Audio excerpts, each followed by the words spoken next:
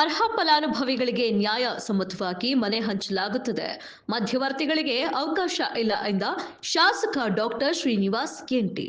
ಕೂಡ್ಲಿಗಿ ವಿಧಾನಸಭಾ ಕ್ಷೇತ್ರದ ಕೂಡ್ಲಿಗಿ ಪಟ್ಟಣದ ಪ್ರವಾಸಿ ಮಂದಿರದಲ್ಲಿ ದಿನಾಂಕ 3/1/2026 ಮಾನ್ಯ ಶಾಸಕರಾದ ಡಾಕ್ಟರ್ ಶ್ರೀನಿವಾಸ್ ಗೆಂಟಿ ಅವರ ಅಧ್ಯಕ್ಷತೆಯಲ್ಲಿ ಕೂಡ್ಲಿಗಿ ತಾಲೂಕಿನ ಪತ್ರಕರ್ತರೊಂದಿಗೆ ಅಭಿವೃದ್ಧಿ ವಿಷಯ ಹಾಗೂ ಸ್ಲಂ ಮನೆ ಹಂಚಿಕೆ ಕುರಿತು ಪತ್ರಿಕಾಗೋಷ್ಠಿಯನ್ನು ಹಮ್ಮಿಕೊಳ್ಳಲಾಗಿತ್ತು.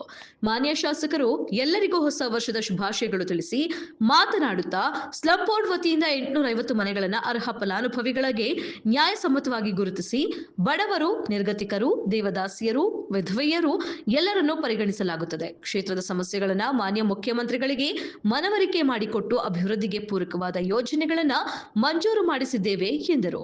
ಈ ಕ್ಷೇತ್ರದ ಜನತೆ ನ್ಯಾಯಸಮ್ಮತವಾಗಿ ಸಹಕಾರ ನೀಡುವಂತೆ ಮನವಿ ಮಾಡಿದರು. ಈ ಸಂದರ್ಭದಲ್ಲಿ ಅಧಿಕಾರಿಗಳು, ಪಟ್ಟಣ ಪಂಚಾಯಿತಿ ಪತ್ರಕರ್ತರು, ಗಣ್ಯಮಾನ್ಯರು, ತಹಶೀಲ್ದಾರ್ ಅಧಿಕಾರಿಗಳು, ನಾಗರಿಕರು, ಸಾರ್ವಜನಿಕರ ಉಪಸ್ಥಿತಿಯಲ್ಲಿದ್ದರು. ಕೆಲಸ ಈಗ ನೋಡಿ, ಶಿವಕುಮಾರ್ ಅವ್ರು ತುಂಬಾ ಸರಿ ಅಲ್ಲಿಂದ ಇಲ್ಲಿವರೆಗೂ ಅವ್ರು ನೋವು ಹೇಳ್ತಾ ಬಂದಾರೆ. ಆಯ್ತಾ, ಅದೇನಿದೆ ಇನ್ನೊಂದು ಮೀಟಿಂಗ್ ಮಾಡಿ ಅವ್ರನ್ನ ಕರೆಸಿ ಸೆಟ್ಲ್ ಮಾಡೋಣ. ಅವ್ರಿಗೆ ಏನೇನು ಯಾವ್ದು ಆಗಂತದ್ದು ಇದೆಯೋ ಅದು ಮಾಡೋಣ. ನಿಮ್ಮ ಯಾರು ಕಮಿಷನರ್ ಈಗ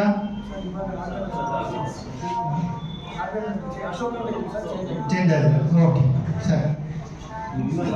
ಈಗ ನೋಡಿ, ನಮ್ಮ ಈಗ ಸೆಕ್ರೆಟರಿ ಇವರೇ ಬರ್ತಾರಲ್ವಾ, ಸುಮ್ಮನೆ ಮನೆ ಹೋಗ್ತಾರೆ. ಈ ಸೆಕ್ರೆಟರಿ ಇವರ ಮೋಹನ್ ರಾಜ್ ಅವರಲ್ವಾ, ಹೌಸಿಂಗ್ ಸೆಕ್ರೆಟರಿ. ನೋಡಿ, housing secretary Mohan Raj, KP Mohan Raj ಇದ್ದಾರೆ. 2015ರಲ್ಲಿ ಅವರು ತುಮಕೂರು DC ಆಗಿದ್ರು. ನನ್ನ ಪೇಷಂಟ್ ನಾನೇ ಆಪರೇಷನ್ ಮಾಡಿದ್ರು. ಅರ್ಥ ಆಯ್ತಾ?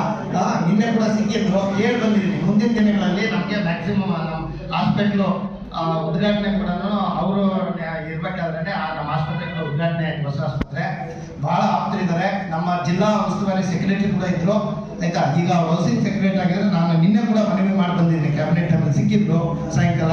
ಸ್ವಲ್ಪ ನಮಗೆ ಮ್ಯಾಕ್ಸಿಮಮ್ ಸಹಕಾರ ಬೇಕಂತ ಹೇಳ್ಬಿಟ್ಟು ಹೇಳಿದ್ದಾರೆ. ನಮ್ಮ ಕಡೆಯಿಂದ ಏನೋ ಸರ್ಕಾರದ ಮಟ್ಟದಲ್ಲಿ ಸಹಾಯ ಬೇಕು ಮಾಡ್ತೀವಿ ಅಂತೇಳಿ ಇದನ್ನ ಪರ್ಸನಲ್ ಆಗಿ ತಗೊಂಡು ನಿಮ್ಗೆ ಏನೇನು ಗ್ರೀವೆನ್ಸ್ ಇದ್ದಾರೆ ಎಲ್ಲ ಸೇರಿ ಕಂಪೈಲ್